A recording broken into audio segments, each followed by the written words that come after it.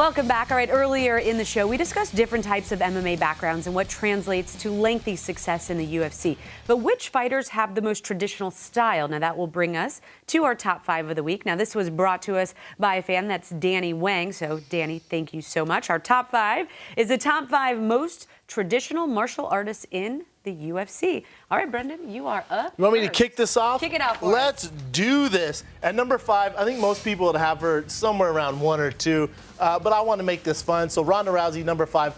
Obviously, her background is judo, and it's the transitions that makes her so dominant. Ronda is so dang good because you can't train for those transitions. At number 4, Olympian wrestler. He's the light heavyweight champion of the world, Daniel Cormier.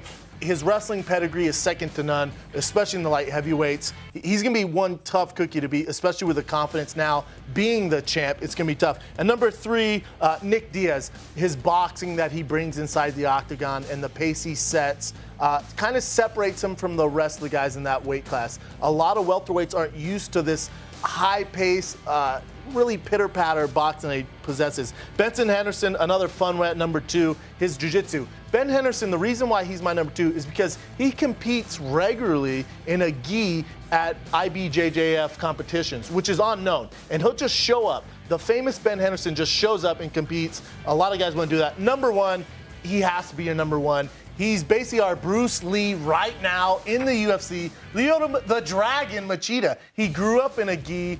He put karate on the map. Machida is by far my number 1. He's basically the Bruce Lee of the UFC. Come on, Mike. Beat that list. No. Listen, I will beat that list. I agree with you, number 1. But if Dana White's on your list, we have an issue. You do this every year. Dana White, I just want to say I love you, bro. At number 1, Dana White, boxing. You got really good boxing, bro. Let me speak. If we're going to talk about your list, I'm surprised you weren't in the top 5. My word. And then number 3. Jiu-jitsu. Now, I know, I've done BJJ for 2 minutes now, so, I'm a lifelong guy. All right, let's see your list then. Check it out. Bring it. Number 5, Stephen Wonderboy Thompson. This guy, if you aren't aware of it, is a black belt in Taekwondo, a black belt in Karate, and a black belt in Jiu-Jitsu. So he's a triple threat right there. But you just look at the kicks. I mean, Chris Weidman brought him in several times to be his training partner for Anderson Silva. The guy is a legit martial artist. Number 4, we've got Damian Maia. We're still on Stephen Wonderboy Thompson now. He's that good. Anyway, Damian Maia, this guy, listen, is a traditional BJJ guy. He was he's touted as the best grappler to ever compete in mixed martial arts. Number 3, George St Pierre. He was a black belt Shotokan karate, made the crossover to mixed martial arts, and the discipline that made him successful in karate is evident in mixed martial arts. He mastered the wrestling and, of course, became a lifelong world-time, one of the best ever.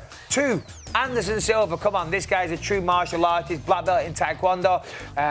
He has a school of Thai boxing gyms, obviously heavily and spiritually into Jiu-Jitsu as well, and one of the greatest fighters ever. And 1, you are correct, my friend. This guy was brought up in a martial arts family, and simply because a sensei at one point told him it's good to drink your own urine, he does that. Now, if that doesn't get you a number 1 in a Bisping or Brown top 5, I don't know what it is you got to do. I agree. If you don't eat, if you don't drink your urine, you ain't doing it right. Then you're gonna. I thought you guys were going to be completely off on that. I'm glad that number 1 came around to be. I know. I wanted to put myself in. I did martial arts since I was 8 years old, just saying. But I wouldn't be that guy. Well, you got to drink your own urine to make it to the top of these guys' list. All right, well, we want to give a big thank you to everyone that sent in their list for us. There was a ton of them.